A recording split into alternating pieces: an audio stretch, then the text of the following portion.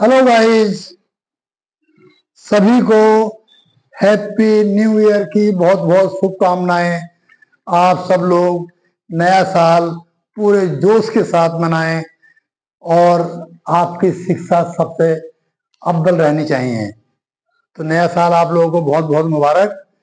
आज 1 जनवरी है और मैं ये वीडियो शूट कर रहा हूँ आप लोगों के लिए।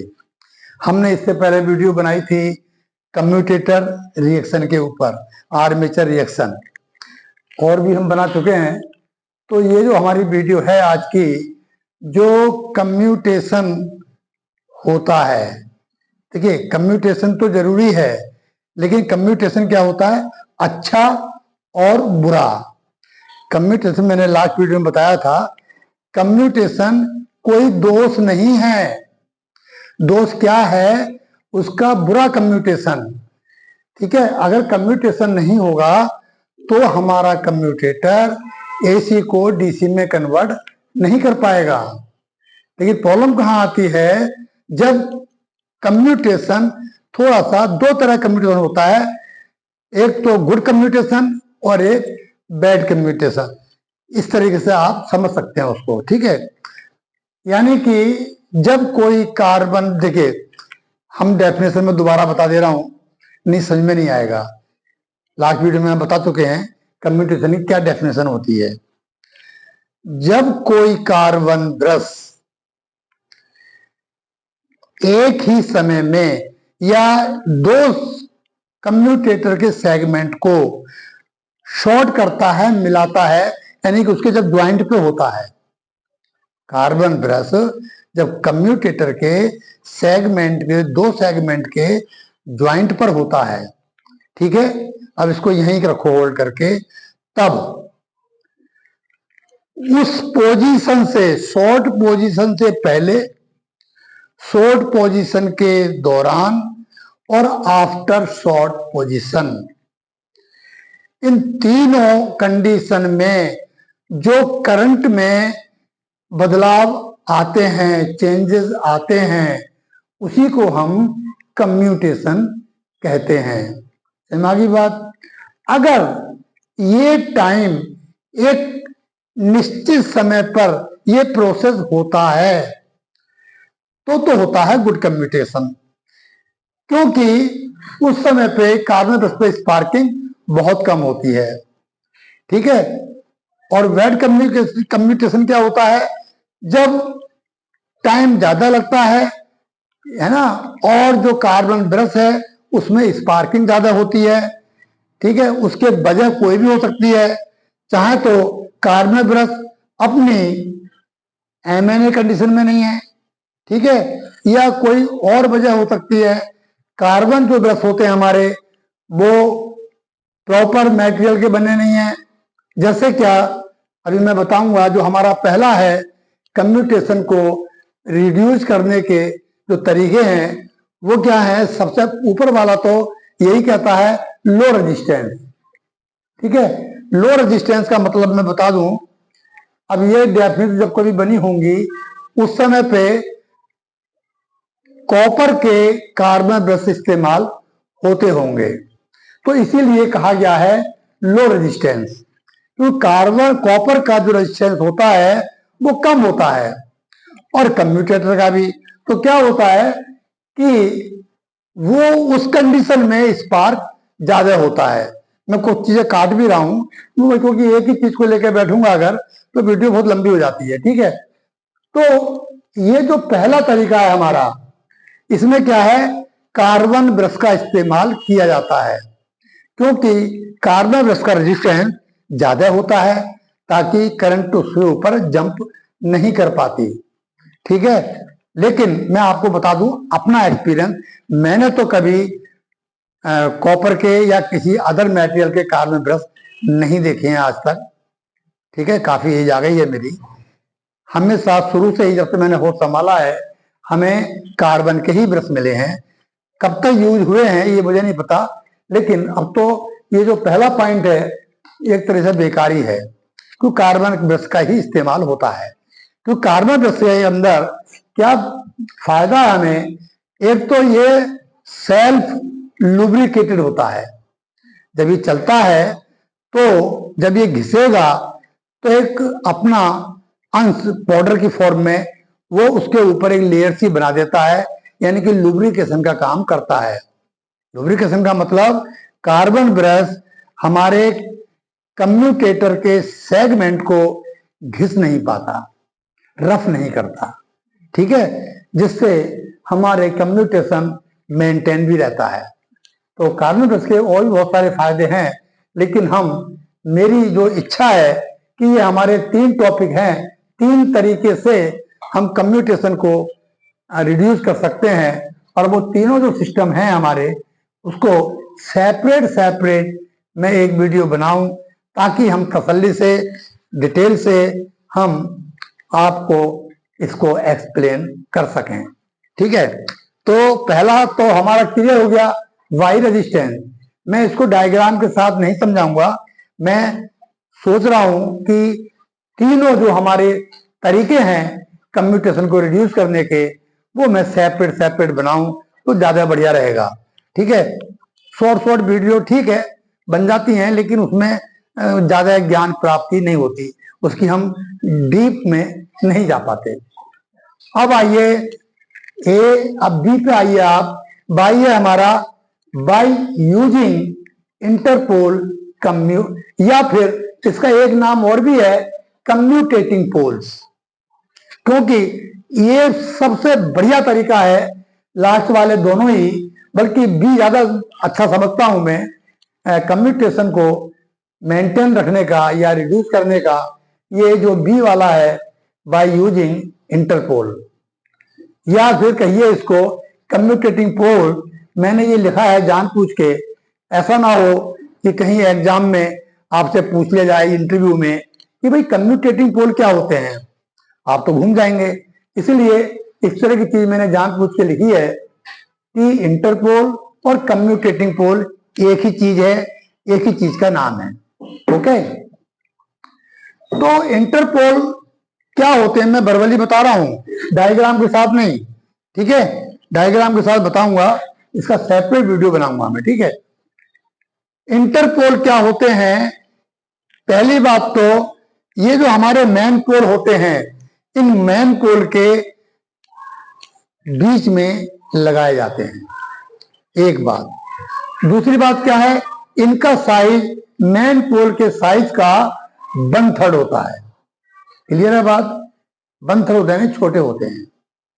दो बात हो गई। तीसरी क्या है, इसके ऊपर होने वाली बाइंडिंग मोटे तार की होती है और नंबर ऑफ टर्न्स बहुत कम रखे जाते हैं। 3 बात हो गई। चौथा, ये जो हमारी इंटरपोल के ऊपर होने वाली बाइंडिंग है, इसको हम जो क्वाइल्स होती है उसको हम आर्मेचर के सीरीज में लगाते हैं। ये कनेक्शन हो गया हमारा, ठीक है। तो ये 3-4 तरीके हैं इंटरपोल के, जो इसके अंदर खासियत है। इसको अब आप जान सकते हैं कि कितना यूजफुल है। ये जो हमारा ब्रैकेट में लिखा मैंने कम्यूटेटिंग पोल्स, यानी इसका नाम ही कम्यूटेटिंग पोल रख दिया, क्योंकि कम्यूटेशन में ये इंटरपोल बहुत बढ़िया काम करते हैं। तरीका हमारा ये भी है, एक तरीका और भी है कि कार्बन ब्रश को शिफ्ट करके, आपने सुना होगा, अगर हम MNA पे रखें कार्बन ब्रश, या जिधर जनरेटर की घूमने की डायरेक्शन है उसी डायरेक्शन में अगर कार्बन ब्रश को थोड़ा सा शिफ्ट कर दें, यानी कि हमें MNA को एक तरीके से ढूंढना पड़ रहा है, वो फिक्स नहीं है। क्यों नहीं है? जब या तो मैन पोल में करंट ना हो या आर्मेचर में करंट ना हो, यानी कि किसी एक में, या ऐसा कहिए, इसको भी छोड़ते हैं, जब तक हम आर्मेचर पे या जनरेटर पे लोड नहीं डालेंगे तब तक MNA और GNA एक ही एक्सिस पर होते हैं। समझ गए? हम बता चुके हैं डेफिनेशन क्या होती है। MNA क्या होता है? जो ज्योमेट्रिकली हमारे मैन फ्लक्स को 2 हिस्सों में डिवाइड करता है। तो MNA और GNA दोनों ही एक ही एक्सिस पर होते हैं। लेकिन जैसे ही हम जनरेटर पर लोड डालते हैं तो आर्मेचर में करंट फ्लो होती है और फिर आर्मेचर के रिएक्शन की वजह से दो तरह के दोष इसमें पैदा होते हैं जनरेटर के अंदर, एक क्रॉस मैग्नेटाइजिंग इफेक्ट और दूसरा डीमैग्नेटाइजिंग इफेक्ट। तो मैं हाथ का इशारा कर रहा हूं, ये हॉरिजॉन्टल है, ये डीमैग्नेटाइजिंग इफेक्ट होता है जब मेन पोल का जो फ्लक्स होता है हमारा मेन फ्लक्स, ठीक है ना, जब उसमें कोई कमी आती है आर्मेचर रिएक्शन की वजह से, वो उसका विरोध करता है तो हमारा जो मेन फ्लक्स है थोड़ा सा कम हो जाता है, जिसकी वजह से टर्मिनल पर मिलने वाली वोल्टेज वो भी कम हो जाती है। दूसरा दोष होता है क्रॉस मैग्नेटाइजिंग इफेक्ट, यानी कि आर्मेचर रिएक्शन की वजह से एक फ्लक्स जनरेट होता है जो उसके बिल्कुल वर्टिकल होता है मेन फ्लक्स के। तो क्या होता है, वो हमारे मेन फ्लक्स को नीचे की तरफ, यानी कि उसकी क्रॉस पोजीशन में नीचे की तरफ दबाता है, कंप्रेस करता है, यानी उसमें एक डिस्टोर्शन पैदा करता है, जिसकी वजह से मेन फ्लक्स अपने चलने की दशा चेंज कर देता है, क्योंकि नॉर्थ टू साउथ होनी चाहिए। तो वो फ्लक्स हमारा स्ट्रेट ना जा करके थोड़ा सा बीच में दब करके और फिर ऐसे निकलता है, यानी कि फ्लक्स में डिस्टोर्शन पैदा हो गया, डिस्टर्ब हो गया हमारा तो मेन फ्लक्स था। तो दो होते हैं जिसकी वजह से हमारे उसमें फर्क पड़ता है। तो उसको दूर करने के लिए एक मेथड है हमारा, कार्बन को MNA पे हम शिफ्ट कर दें, ठीक है। लेकिन ये छोटे मोटे जो जनरेटर होते हैं उसी में ही सक्सेस है, अदरवाइज जो लास्ट वाले दो हैं B और C पॉइंट, ये एकदम सटीक हैं और बहुत ज्यादा प्रचलित हैं। आजकल ये सारे पोल कहाँ से लग के आते हैं, हम लोग नहीं लगाते, ये मैन्युफैक्चरर ही लगा के देता है, ठीक है। अब इसमें कोई आपको टेंशन लेने की जरूरत नहीं है।